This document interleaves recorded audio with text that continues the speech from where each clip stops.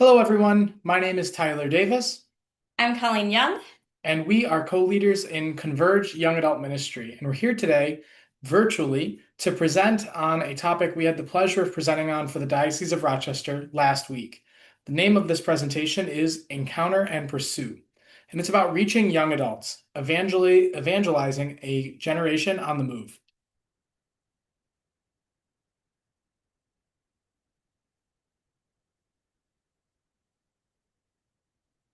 We all know the current situation. There are less and less people in the pews. There's especially less and less young people. So, what can we do to try to bring those young people back to the church and find faith? But there's been some signs of hope through this experience of the last couple of years after COVID. If you've kept up with the news at all, you've probably seen some of these articles that we have on the screen here, some of which include liberal and conservative media alike. It's becoming a phenomenon that there's this kind of resurgence of faith, particularly among Gen Z. And I wanted to add some data to back that up. In terms of Catholic conversions, we're seeing a widespread growth across numerous dioceses. I've given a small sample of five here. In the Diocese of Pueblo, New Mexico, they're seeing a 92% increase in the number of people becoming Catholic. Diocese of Lansing, Michigan, 53%. Cleveland, Ohio, 75%. Amazingly, in the Diocese of Worcester in Massachusetts, they're up 152%. And in the Diocese of Detroit, Michigan, they're up 70%. So this is a phenomenon that's going across the country. And maybe anecdotally, you've had your own experience of that as well. But it's actually going across the pond, as you would say as well. France's baptisms have nearly doubled since 2023. And that's insane. They went from about 5,000 to about 10,000 baptisms a year. And similarly, among young adults aged 18 to 24 in England, regular mass attendance jumped from 4% in 2018 to a skyrocketing 16% in 2024. So, something has changed. What has changed? Many young Catholics are saying that they're looking for something that the typical secular culture isn't giving them. So they're looking for somewhere to have moral purpose, have a desire to have deeper roots, and to be part of traditions that have stood the test of time. Well, the Catholic Church meets those expectations. There's also a huge social media push with Instagram and YouTube that there are content creators that are sharing their average Catholic journey and also religious life that is showing what religious life can be, and it's not boring. And so we're seeing some of this tide to turning right on social media. And even on YouTube, for example, as you can see in the background, you can see where there's examples of people sharing their own experience of converting or witnessing people in their lives convert. So something has changed. But with that, we have an opportunity to reach out. And that's why I use the example here of a fisherman fishing. Will we take that opportunity? The decision is up to us. So, what are young adults looking for? They're looking most fundamentally for a place to belong. At the root of everything that they're searching for in this day and age, there's this desire within every human heart for a place to belong, a place to call home. So, Tyler and I, along with other co leaders, lead a group called Converge. And our tagline is Find a Place to Belong. And we would be remiss if we didn't say that young adult ministry has a huge socialization component of it because people are lonely. But we also try to make sure that there's plenty of faith components too. We try to pair faith and social events together. And Converge is really a launching pad. It is not a place that people are going to stay forever. It could be because they're moving out of the area, they're having children, they're just in a different life stage. And we don't need to fulfill their faith for the whole rest of their life. We're just trying to bring them to the next step. So bring them closer to God and closer to friends. And so there's a various group of young adults that we encounter. And so we've tried, unfortunately, having to stereotype four categories, if you will, of young adults. The first category we'll call your average lukewarm cradle Catholic. This is someone who was raised Catholic, but their experience of Catholicism, they haven't had an experience that really made them want to dive much deeper. Maybe they even still go to Mass fairly regularly, but they don't really know much. They actually may have even been confirmed. And sometimes we think those people already know the whole faith, but they actually often don't.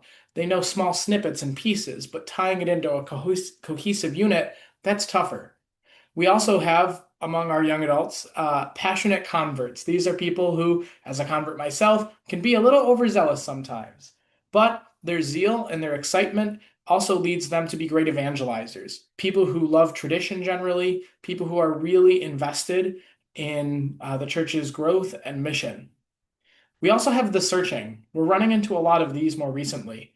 And that's what those news articles are talking about, is a lot of this group of people who are among Gen Z who are just they're unsatisfied with what the world is offering them. And so among the searching, they are looking for a place to call home, a place to belong, but they're also looking for truth. They're looking for stability. And we'll get more into what exactly that looks like. But the last group I want to mention is actually an interesting group that we do also encounter, which I would say are apathetic nuns. This is a group who perhaps doesn't have any particular uh, experience with religion. Maybe they weren't raised Catholic, or they were, but they've given it up for many years and they're not really interested in coming back to it. But they still look into our group because they're looking for a place to have fun, make friends, and enjoy some socialization. But it's all about that encounter. So while each of these has different needs, they must be approached uniquely and they have a lot in common. So what they have in common is they're looking for community. But those who are cradle Catholics, they know the motions, but they need to know the why. So starting small groups that explain that to them or giving them resources so that they can deepen their faith because a lot of them grew up with the typical faith formation classes and they might not have gone past eighth grade. So giving them what adult faith can look like is very helpful. For the passionate converts, they were probably very active in OCIA and having a lot of questions, but sometimes they don't know how to necessarily interact with the regular Catholics. So they're very intense at times. So giving them outlets of and people that they can have those deep conversations with without scaring maybe others that aren't as strong in their faith. For those that are searching, giving them resources and also giving them the language that is needed because they have a lot of questions, but they don't know how to necessarily ask it because they don't know the terminology. And for those that are the apathetic nuns, you have to give them space. You have to find out why have they joined your group and then work with them. And you might be able to bring them to the searching or potentially the OCIA passionate converts. And so this has changed how we approach young adult ministry because we have to encounter a bunch of different people. And I think sometimes young adult ministries are really good at reaching one, but not all groups. But as we mentioned before, what they have in common is this desire for a place to belong. And so, if you were raised Catholic, like many of the people who might be watching this video, especially if you're an older Catholic, you may have this experience that you will sometimes run into in Catholic circles, which is to focus on this three-part process. And Father James Mallon, who wrote the book Divine Renovation, he specifically highlights about transforming his parish. And he highlights these three aspects. And he talks about how each aspect isn't inherently bad, but might be being approached incorrectly. So in a classic approach, you're going to show up, you're going to do the motions, you're going to pray a rosary, and you're going to like it. And if you don't, maybe a nun will slap your wrist or something like that. And maybe eventually you get to a point where maybe you actually believe it and you actually understand some of the dogmas and doctrines. And if you're super fortunate, maybe because of the geographic proximity of the community in which your parish is located, you might actually be able to find a place to belong that keeps you coming back. But times have changed, and most of our parishioners are driving in, and most of our young adults are driving in. And with that, we lose the core element of belonging. We're losing that community element that is so fundamental to parish life and young adult ministry alike. So, Father Malin proposes a complete reversal. Under a renewed approach, we start with belonging first. And from this place of belonging, we create a place where people are seen, known, valued, and they know that they're loved. Once they know that, they then want to believe, and from that belief, we can work towards behavior. Pope Francis famously talked about the Catholic faith and approaching those who are seeking and searching like a military hospital or a field hospital, where we're going to triage needs. And so, could someone be living in a sinful state? Of course. And should we want to address that? Yeah, we should, because we believe that holiness is a great way to live and the Catholic moral life is the ideal way to live. But in light of that, we still have to meet people where they are, which I know has become kind of cliche, but focusing on belonging is a great first step to inviting into deeper relationship. And so, with that, Converge has taken this idea to heart. In many respects, Converge came out of a lot of failure. It came out of multiple parishes and small young adult ministries that were really struggling. And each of those young adult ministries, myself included, would average 2 to 3 to 4 young adults, especially in the wake of COVID. But if somebody couldn't come, the group would just kind of fall apart and fail. And so we ended up being reached out to in the summer of 2022 by Michelle and Lou Fioravanti, based out of St. Kateri, Tekakwitha Parish. And they reached out and said, hey, our ministry has been struggling after COVID. Would anybody like to collaborate? And myself, and at the time, Emily Kwiatkowski, who was based out of Peace of Christ Parish, responded in the affirmative and said, yeah, let's start. So what began as a shared calendar eventually morphed into this regional style format. And we didn't know it at the time, but we were actually pioneering a new approach to young adult ministry in our area. Most of the parishes and young adults we're running into are not tied to a particular place. Most of our young adults are floating and they're very happy and willing to drive. And so when we switched from a shared calendar of typically 1 to 3 events a week or a month rather, we would end up transforming the group. We got better at branding, we got better at coming up with a mission and a vision, and that led to this idea of converging. And so we started picking our events and locations based on which space worked best, not just on whose turn it was. And once we switched that and we started getting more aggressive in our approach, as in offering 1 to 2 events a week, because some young adults are available at different times than others, or it meant frequent, consistent communication, which we'll get into. Our group eventually was able to kind of really take off. And now that's why there's 8 of us. The group has really grown and it's really blossomed. What started with 4 people at a brunch has now turned into about 400. And we have 14 churches associated with us, 6 parishes in total at the moment.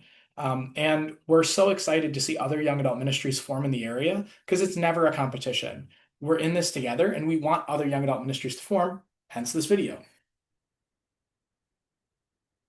So we've learned a lot along the way, what works and what does not work. So there's some keys, if you will, of successful young adult ministry that we wanted to highlight for you. Things we wanted to share with you as ministers in the vineyard, as people helping create young adult ministries and helping run them, things we have found successful, and some of the areas where we had to grow and learn. So flexibility is one of the really key components of a good young adult ministry. You have to have that flexibility because many of your individuals are going to be working during the day, taking classes and stuff. So a Tuesday at 10 a.m. is not going to be a good time to have a young adult Bible study. Most people are going to be busy at work. We also found having flexibility with the day of the week. So we have some events that are on the weekends, some events that are throughout the week. And we really have tried to vary our schedule. We give a lot of notice so people can plan around it, but also if you're always working on a Tuesday afternoon, well, that might not work for you. So we also have events on Thursdays. So some tips for flexibility, plan it and have frequent gatherings. People are not going to be able to make it to everything, but if you have the event and have the space and that opportunity, people are going to come. And try new activities. We do rotate some of our activities, so every March we might have a certain event, but that doesn't mean all the events are going to be the same from one March to the next. And also, don't be afraid to use the fun and social activities to get them in the door.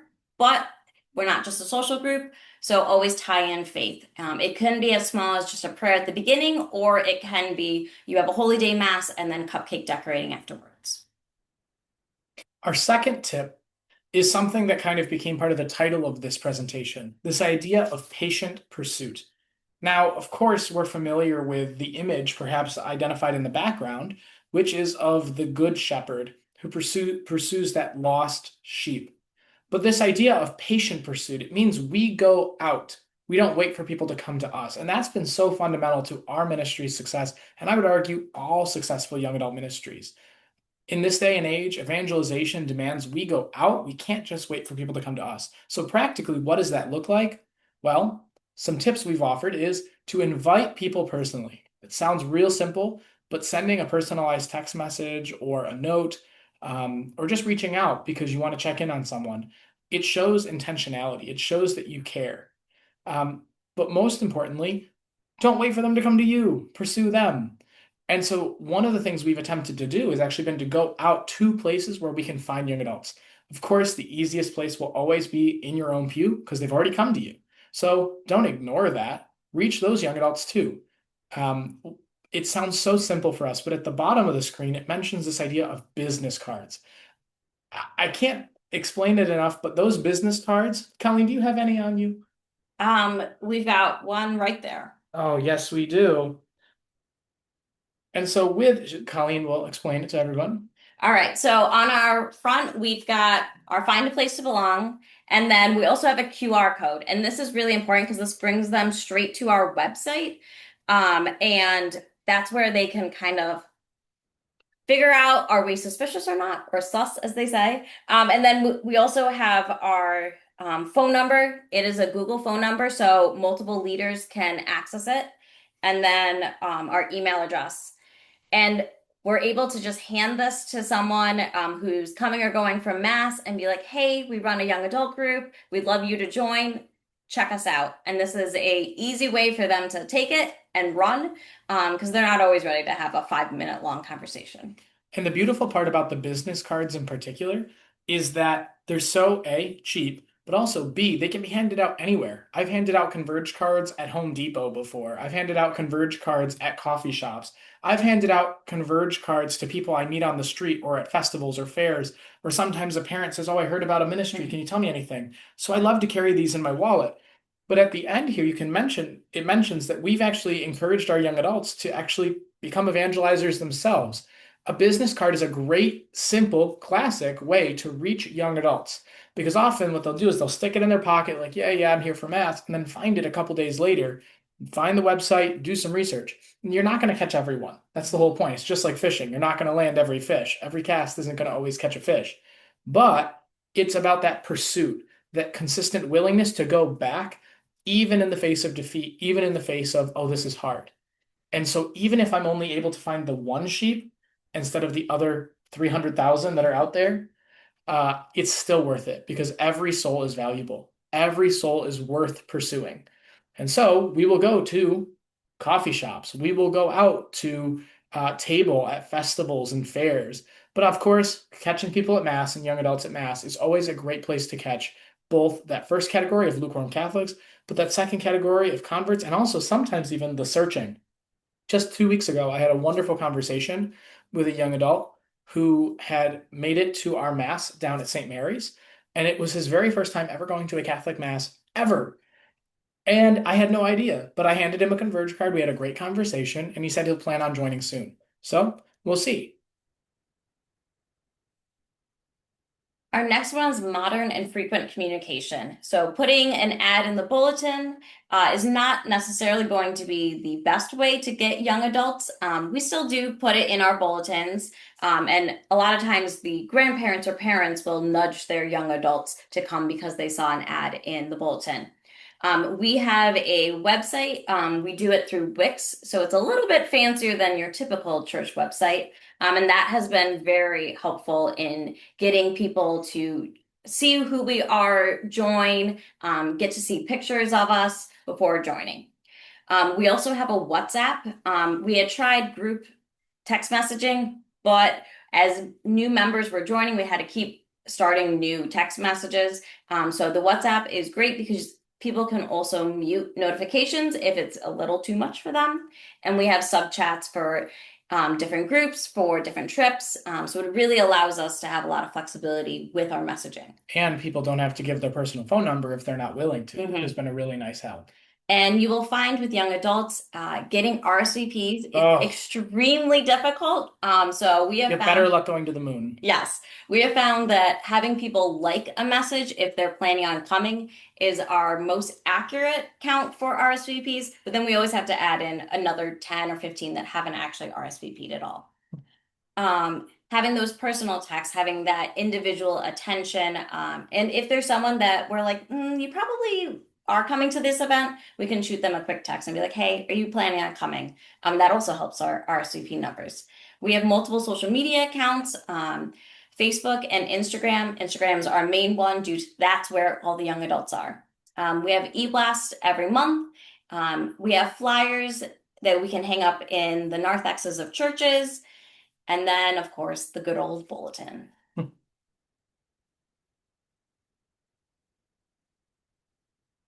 This next point is an important one, and I've already hinted at it a little bit, but this idea of intentionality. And I chose here to highlight this idea of coffee as a great example of this. There's an artistic element to it. There's this pursuit. It's this idea of saying, you are worth it. You are worth that investment. Where we typically run into this idea of intentionality and where we've applied it has been particularly in our environment.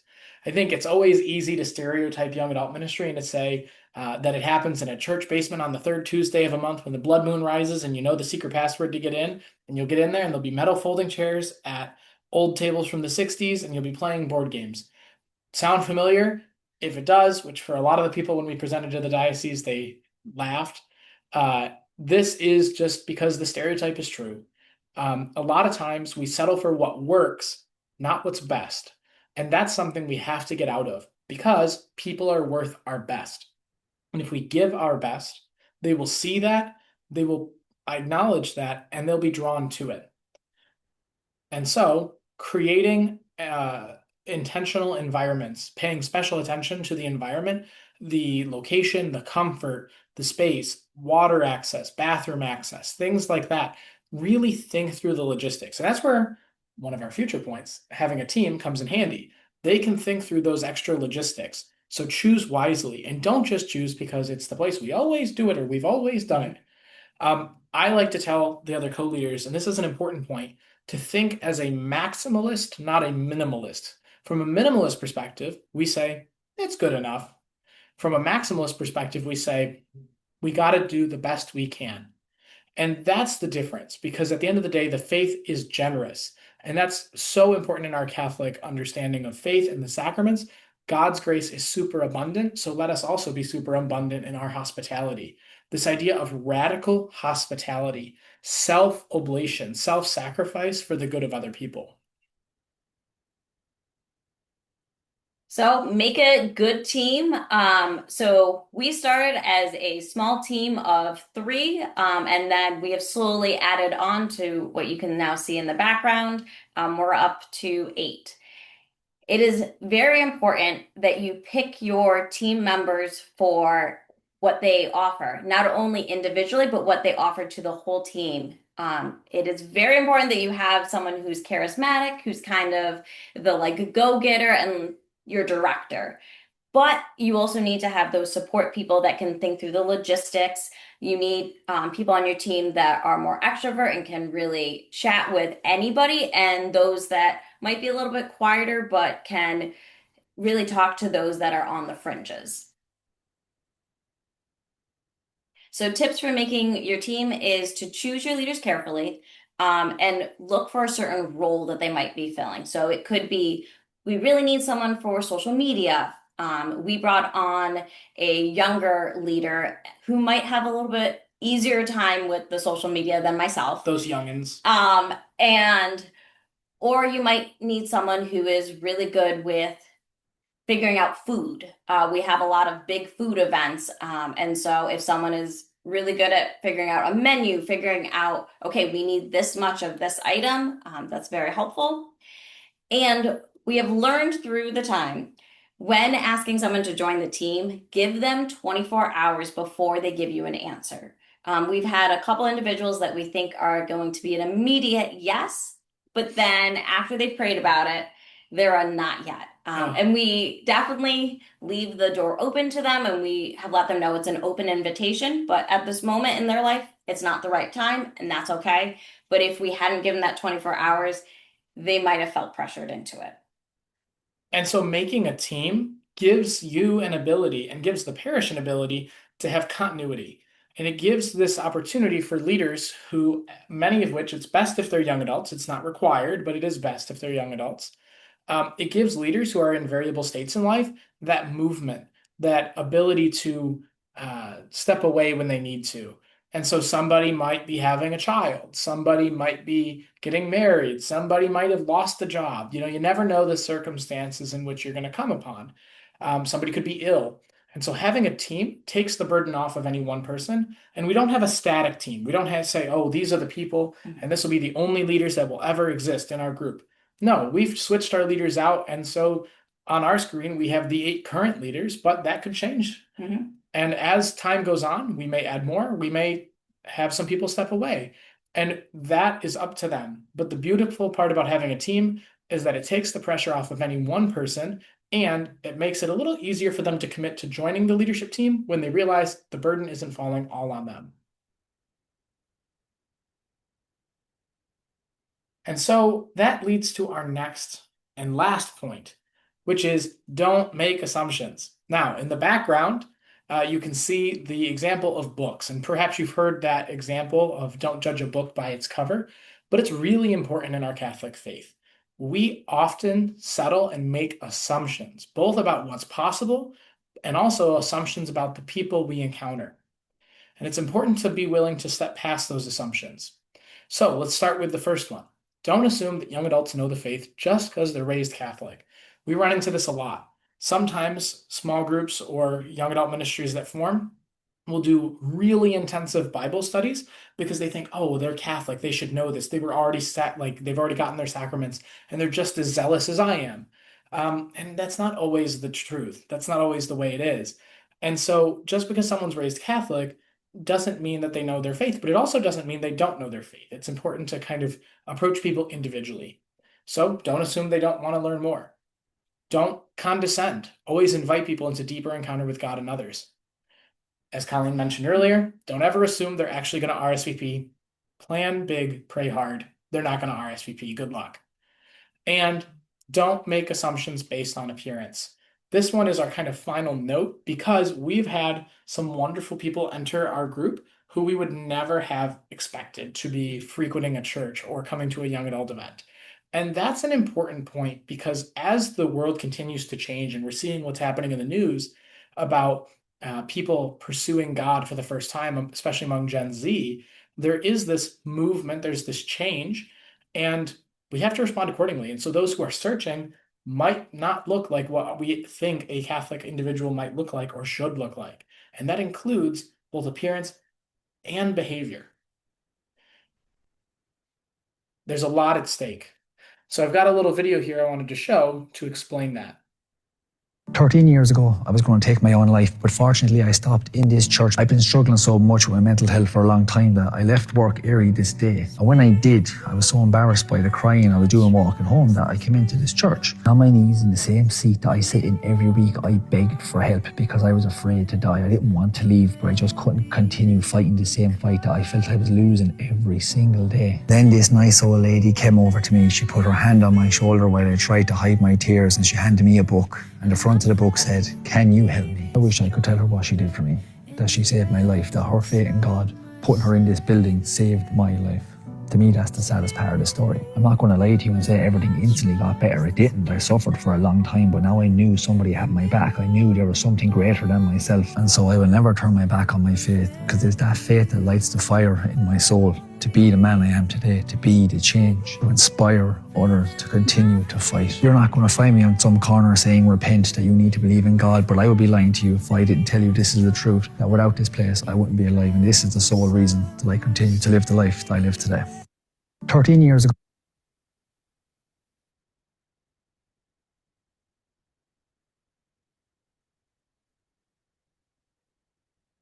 That video is powerful, and it provides great perspective. That young man, if you didn't notice, had face and arm tattoos, and who knows what he was dressed like. But he was searching. He was in a moment of desperation. And we may encounter people like that all the time. We may encounter someone who walks in and perhaps they're wearing inappropriate clothing, maybe short shorts or leggings or something in the front pew of the church, and we're upset about it. Or it's a guy with his shirt cut way down, or he's coming in and he's not wearing shoes properly, or what have you, or he's on his phone, or what have you. Either way, we have an opportunity. These people are seeking, and they've come to us. We didn't even have to go to them. So, will we take the opportunity? Or we have to ask this question: will our doors be locked? Both literally, I think some churches in this diocese, and Pope Francis criticized this himself, are really comfortable, and again, in the name of safety, on keeping our doors locked. And that's a whole separate conversation. Some churches have teams of people who watch the church so that the church can remain open 24/7 for this exact reason. Because when people approach a church in this moment of desperation, this moment of crisis, how do you know that that person who's sitting in the front pew, sitting in inappropriate clothing or talking on their phone or not taking their child away, how do you know that they didn't just lose their brother and that they're having this crisis of faith? How do you know that that young adult who just reached out to your parish didn't just lose their job and is questioning whether they should kill themselves like that young man? The more important question, though, is will our doors to our heart be locked? Are our hearts open to reaching out in love for those people who are seeking? Young adults, by their very nature, are transient, which means they're really hard to pin down. They like to move. They're not typically stationary, and that's tough for parishes. We have an opportunity. Will we take it? Because the gospel is good news. And if we forget that, we can be very tempted to simply reduce the faith to doctrines and rules and dogmas and behavior, when, as we mentioned earlier, as Father James Malin put it, the key role of the faith right now, yes, is to get people to heaven, but also to establish for them that they have a place to belong in Christ's church. And that invitation to participate is the good news. That invitation to belong is the good news. It is the gospel. So we have a survey that we put out twice a year, and we get a lot of good feedback. Sometimes it's just general about their faith, and sometimes it's about leadership and our events. So some of our positive reviews that we've gotten is an individual said, "I nearly cried the first time I went to a Converge event because I felt so welcomed and never felt judged.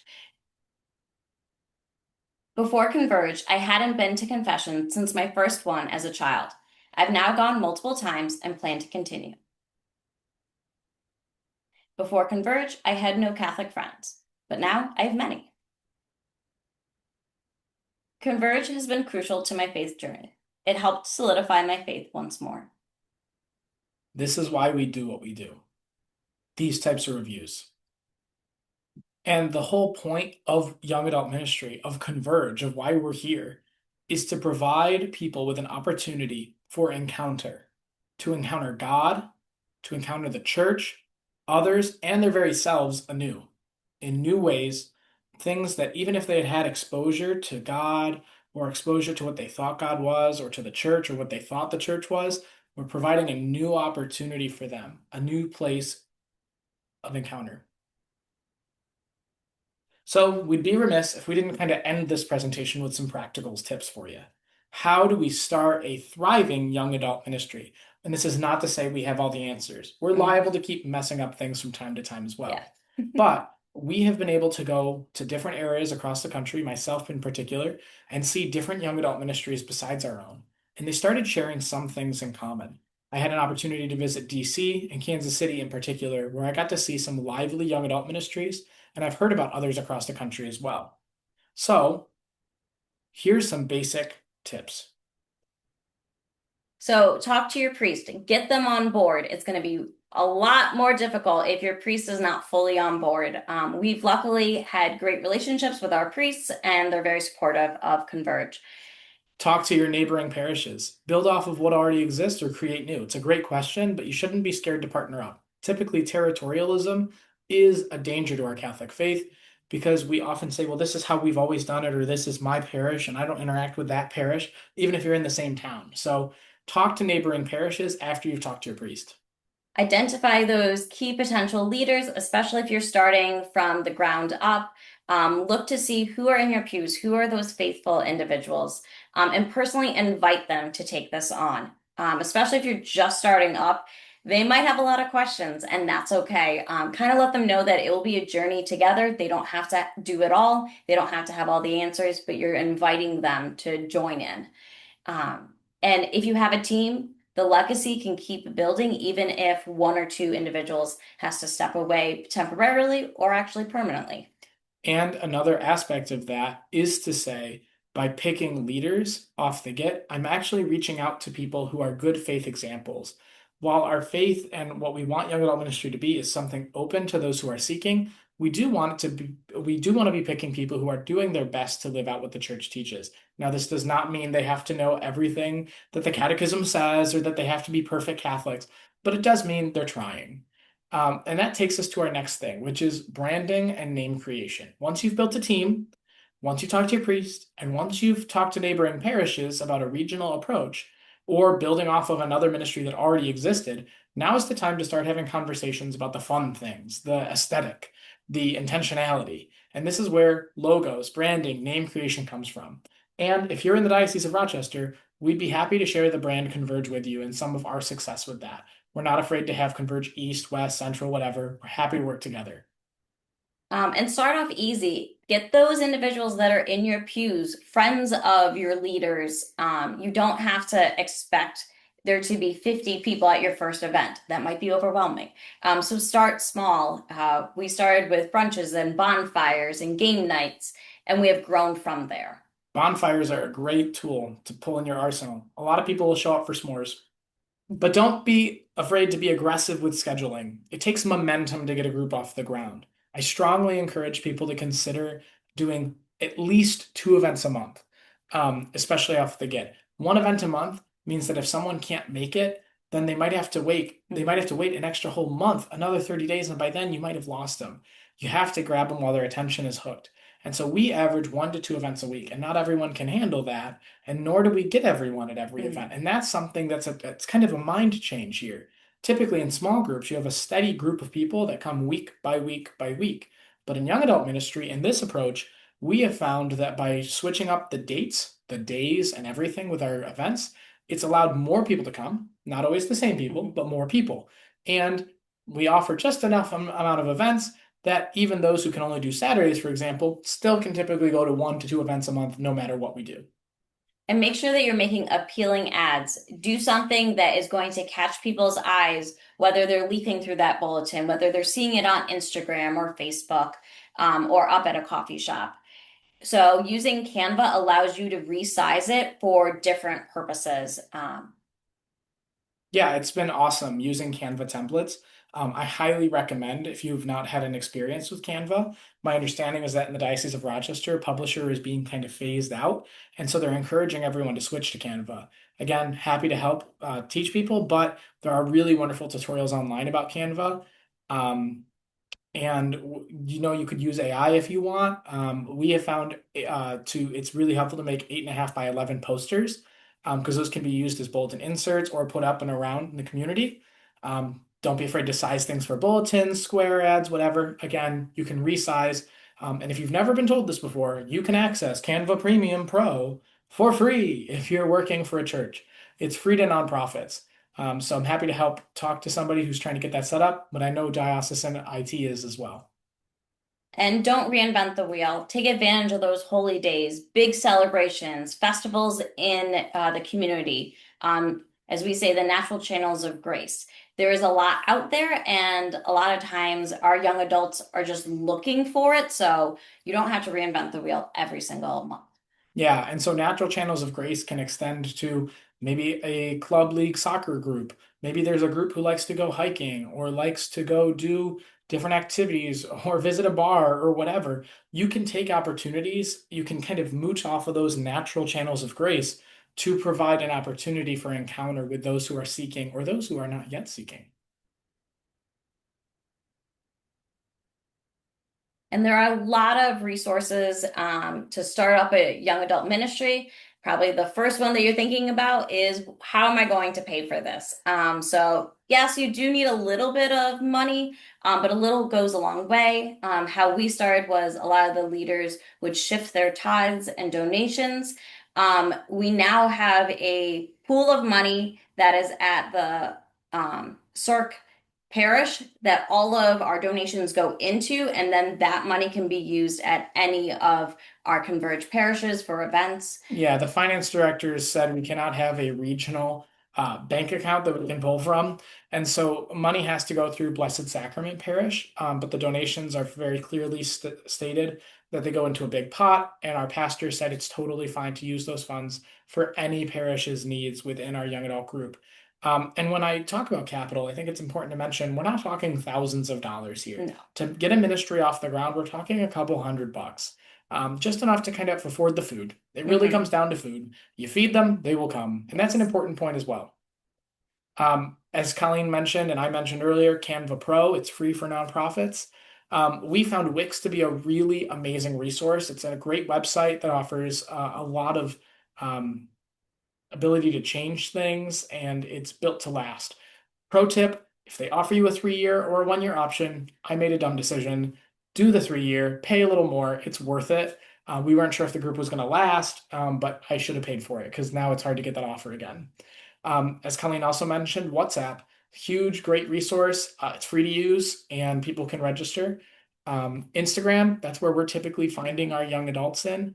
The USCCB, U.S. Council of Catholic Bishops, produced a document last year called Listen, Teach, Send. It's a wonderful document that really gets into a lot of these points we're talking about. Don't be afraid of natural networking, right? That's a great way to get a ministry off the ground. Talk to the young adults who you're seeing in your pews. Start with what's easy. I also wanted to mention Foundations of Faith, which is a program Colleen has been wonderful to join in with me for. Foundations of Faith is a brand new 2025 program that Ascension Press put out. I think it's awesome. It's a great resource either for OCAA, for general faith formation. I'm actually using it in confirmation preparation as well. But Foundations of Faith is a great program. St. Bernard's, if you're in the Diocese of Rochester, or if you want to do it online, St. Bernard's School of Theology and Ministry has been a great asset to me. That's where I got my master's, and that's where Converge was kind of in its infantile state while I was there. So as I worked on my thesis, kind of came out of that as well. There's also great resources online or YouTube, but Colleen, what about that last one? Us, we'd love to help you with all your trials and tribulations and celebrate your successes with you as you create a young adult ministry. It's not a competition. We're in this together. So we want to finish off with one last little passage of scripture. What man of you, having 100 sheep, if he has lost one of them, does not leave the 99 in the wilderness and go after the one which is lost until he finds it? And when he has found it, he lays it on his shoulders, rejoicing. And when he comes home, he calls together his friends and neighbors, saying to them, Rejoice with me, for I have found my sheep which was lost. Luke 15. Let us also rejoice when those lost come home. Young Adult Ministry provides a very unique opportunity to reach out to the lost, to encounter and pursue them. And we invite you to join us on that mission. At this point, in our diocesan presentation, we opened it to any questions people may have. But I'll say right off the gate, if you have any questions about this presentation, you have any questions about Converge, you can email us at rock.converge@dor.org. Or you can email us, you can email me personally at tyler.davis@dor.org, or any of the other co-leaders. It's all under the About section on our website. But Colleen, there were a few questions people asked. What was the one big question people were asking about? So people were asking about the liability of doing Dun, dun, events. dun. The big L word, as we say. Yeah, so with liability, people were always wondering, hey, if I take a group to X and Y location, what's the diocesan policy with regard to liability? Is that something I need to be worried about? Do I have to get special insurance? The answer is not normally. So we cannot officially run carpools according to diocesan policy. So what we've done is kind of done common departure points and we leave it to the young adults. Then it's not in our hands anymore. And I double checked with Dan Poherence on that one to make sure that that's kosher. So we say departing from X and Y location at this time. But then our liability is given up. When we go to a venue, if there's somebody were to get injured, the insurance of the venue we're going to should cover that. This year we're taking a group to Seek. We are not organizing any carpools. People are going to drive themselves the 6 hours, but we will have a common departure point and we'll see what happens. So liability is a big thing. When you do special events like dancing or any of the more, like we did indoor volleyball a few months ago, when you do those activities, you do those more physically intensive things, need to get a insurance for the person teaching it. And so for swing dancing, if you have your instructor, you can do special event insurance. It's about $100, but it could be much worse. So was there any other questions that people had? I don't think so. Yeah. So if you have any questions, don't be afraid to reach out. We're happy to be an asset to you. Thank you very much for listening to this presentation. It's been a joy to do it again. And thank you very much. Thank you.